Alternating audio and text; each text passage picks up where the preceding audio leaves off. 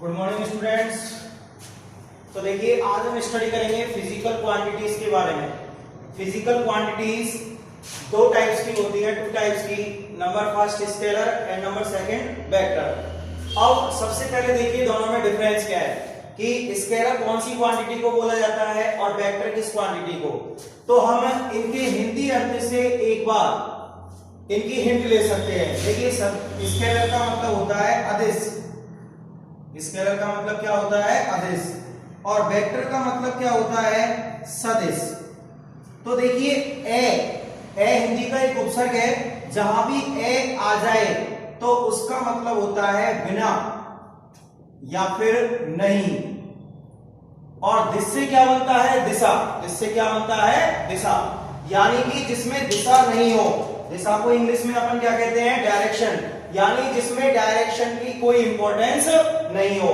Second है vector, जिसमें उपसर्ग लगा हुआ है से, और से का मतलब क्या होता है? सहित। और दिस का मतलब दिशा यानी कि डायरेक्शन, यानी कि जिसमें डायरेक्शन भी साथ साथ चलती हो। तो नंबर फर्स्ट स्केलर, तो हिंदी अर्थ से आपने देखा होगा, हिंदी अर्थ से हमें बहुत सारी हिंट मिली। यहाँ पर मेन जो डेफिनेशन है वो इनकी हिंदी अर्थ से आ गई। अदिश का मतलब जिसमें दिशा नहीं हो, यानी कि जिसमें डायरेक्शन की कोई इंपॉर्टेंस नहीं हो। और सदिश का मतलब दिशा के सहित, यानी कि जिसमें डायरेक्शन साथ में चलती हो। तो ऐसी क्वांटिटी जिनको डिस्क्राइब करने के लिए डायरेक्शन की जरूरत नहीं हो, बिना डायरेक्शन के वो क्या हो जाती हो? डिस्क्राइब हो जाती हो, उन्हें कौन सी क्वांटिटी बोला जाता है? Scalar quantity. एग्जाम्पल अगर लेना चाहे इसका, तो देखिए मैंने आपको एक टॉपिक स्टडी करवाया था, डिस्टेंस। डिस्टेंस का मतलब क्या होता है? Total length. जो हम टोटल लेंथ कवर करते हैं उसे हम क्या कहते हैं? डिस्टेंस। जैसे कि हमने पॉइंट लिया ए, और ए पॉइंट से हमने चलना स्टार्ट किया और हम बी पॉइंट पर पहुंच गए, जिसमें हमने कितनी डिस्टेंस कवर की? 60 मीटर। तो यहां पर हमें ओनली इसका मैग्नीट्यूड डिस्क्राइब करना पड़ता है कि हम 60 मीटर चले। हमें इसमें डायरेक्शन नहीं बतानी होती है कि हम इस डायरेक्शन में 60 मीटर चले। अगर हम उसके साथ में डायरेक्शन बताते हैं तो ये डिस्टेंस नहीं होता है, ये क्या होता है? डिस्प्लेसमेंट। क्या होता है ये? डिस्प्लेसमेंट। डिस्प्लेसमेंट का मतलब होता है किसी एक डायरेक्शन में चलना, और डिस्टेंस का मतलब जिसमें डायरेक्शन की कोई इंपॉर्टेंस नहीं हो। जितनी भी डिस्टेंस आपने चली है, चाहे कितनी भी डायरेक्शन चेंज की हो, तो वो टोटल लेंथ मिलके क्या बनाती है? डिस्टेंस। जबकि डिस्प्लेसमेंट, मान लीजिए जैसे सबसे पहले आपने इस डायरेक्शन में वॉक करना स्टार्ट किया और फिर आपने इस डायरेक्शन में वॉक करना स्टार्ट किया, तो एक डायरेक्शन में जो आपने लेंथ कवर की है उसको हम क्या कहते हैं? डिस्प्लेसमेंट। जबकि और डायरेक्शंस में जो आपने डिस्टेंस कवर की है उस टोटल लेंथ को क्या बोलते हैं अपन? डिस्टेंस। तो आप यहां पर देख सकते हो कि डिस्टेंस में डायरेक्शन का कोई इंपॉर्टेंस नहीं है, जबकि डिस्प्लेसमेंट में डायरेक्शन की इंपॉर्टेंस है। तो जिस क्वांटिटीज को डायरेक्शन की इंपॉर्टेंस नहीं होती या जिसको डिस्क्राइब करने के लिए डायरेक्शन जरूरी नहीं होती है उसको हम बोलते हैं स्केलर क्वांटिटी, और जिसमें डायरेक्शन जरूरी होती है उसको बोलते हैं हम वेक्टर क्वांटिटी। तो देखिए डेफिनेशन क्या बनेगी? The quantity which is described only by magnitude, is called scalar quantity.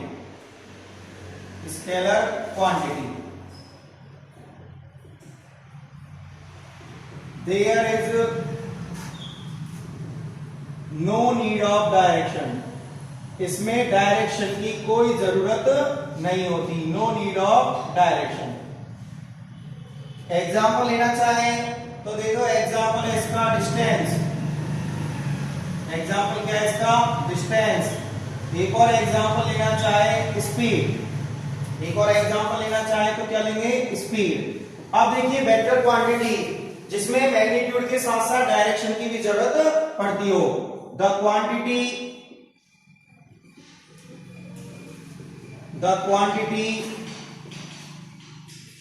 which is described by both magnitude and direction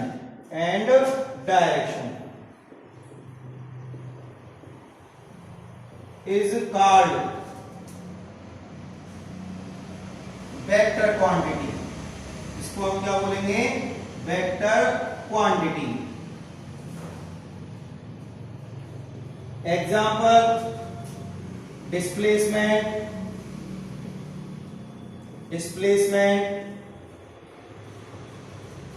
velocity. Example कौन से इसके? Displacement, velocity. ठीक है। अच्छा, एक चीज ध्यान दीजिए, मान लीजिए कोई ऑब्जेक्ट ए पॉइंट से कहां तक चलना स्टार्ट कर रहा है?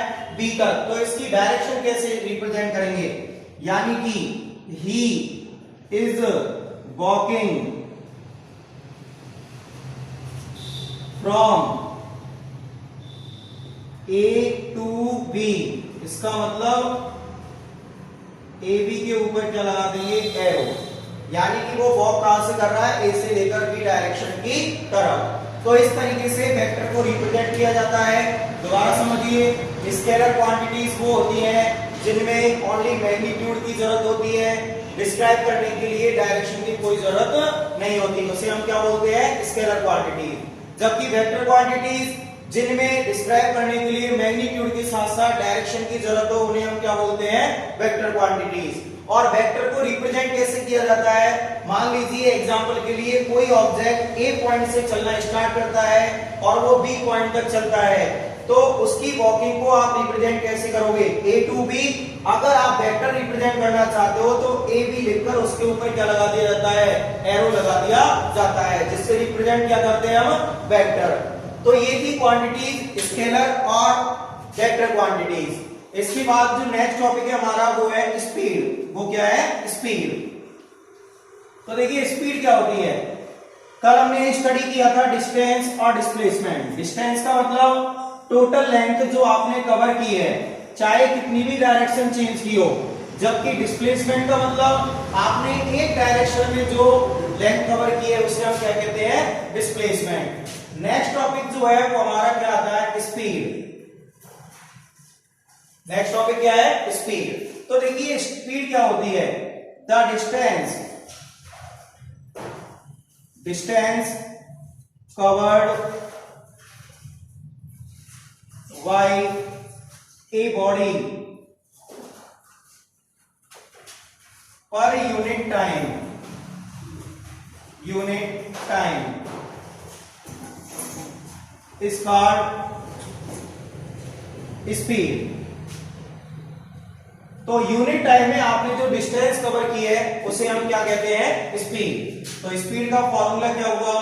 Speed equals to distance upon time. Speed का फॉर्मूला क्या बन गया? Distance upon time. अब आते हैं इसकी यूनिट पर। तो देखिए ऐसा यूनिट क्या होगी? स्पीड की हमें ऐसा यूनिट फाइंड करनी है, तो उसके लिए हमें यूनिट किसकी लिखनी पड़ेगी? डिस्टेंस की। देखिए डिस्टेंस यानी लेंथ को मेजर किया जाता है किस चीज में? मीटर में।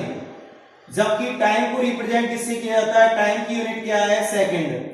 तो स्पीड की यूनिट क्या बनी? स्पीड की जो ऐसा यूनिट बनती है वो है मीटर पर सेकंड। स्पीड की यूनिट क्या बनती है? मीटर पर सेकंड। तो ये है स्पीड की यूनिट। अब आप जब न्यूमेरिकल सॉल्व करोगे तो एक चीज ध्यान रखिएगा, स्पीड की जो यूनिट है वो क्वेश्चन में किलोमीटर पर आवर भी आ सकती है। अब हमें न्यूमेरिकल को सॉल्व करने के लिए सबसे पहले क्या करना है? इस किलोमीटर पर आवर को हमें चेंज किस में करना है? मीटर पर सेकंड में। तो देखिए उसको चेंज कैसे करेंगे? आप यहीं से देखिए, हमें इस किलो को यहां से हटाना है और ओनली क्या रखना है? मीटर। ये दोनों आपस में क्या हो रहे हैं? मल्टीप्लाई। तो किलो को हटाने के लिए किलो की वैल्यू पुट करेंगे, और आप जानते हो जब भी किलो वर्ड आ जाए तो उसका मतलब कितना होता है कि आप उस वैल्यू को 1000 से मल्टीप्लाई कर दीजिए। मल्टीप्लाई मीटर, फिर लगा हुआ है अपॉन, अब टाइम की यूनिट यहाँ क्या दी हुई है, आवर, और हमें किसमें चेंज करनी है, सेकंड में। तो देखिए 1 आवर में कितनी सेकंड होती है, 3600 सेकंड।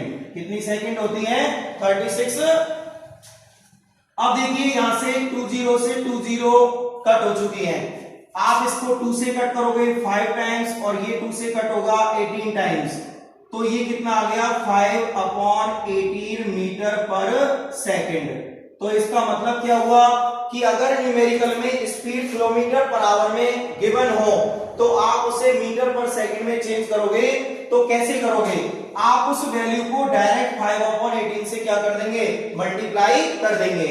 इसको एक एग्जांपल से समझते हैं हम। जैसे एग्जांपल है कि 72 किलोमीटर पर आवर हमें स्पीड दी हुई है। कितनी दी हुई है, 72 किलोमीटर पर आवर। इसे हमें चेंज किसमें करना है, मीटर पर सेकंड में। तो मैंने अभी आपको बताया था सॉल्व करके, जब किलोमीटर पर आवर आ जाए तो उसे मीटर पर सेकंड में चेंज करने के लिए मल्टीप्लाई किससे करते हैं, 5/18 से। तो देखिए 72 मल्टीप्लाई 5/18, 18 से 72 कट होता है 4 टाइम्स, 4 को 5 से मल्टीप्लाई करोगे 20, और यूनिट क्या चेंज होके आ जाएगी, मीटर पर सेकंड। तो स्पीड कितनी आ गई, 20 मीटर पर सेकंड। ठीक है, तो ये है स्पीड का फॉर्मूला। और स्पीड को चेंज करना, इसके लिए मैं कुछ आपको न्यूमेरिकल सेंड करूंगा, आप उनके सॉल्यूशन मुझे सेंड कीजिएगा। ठीक है।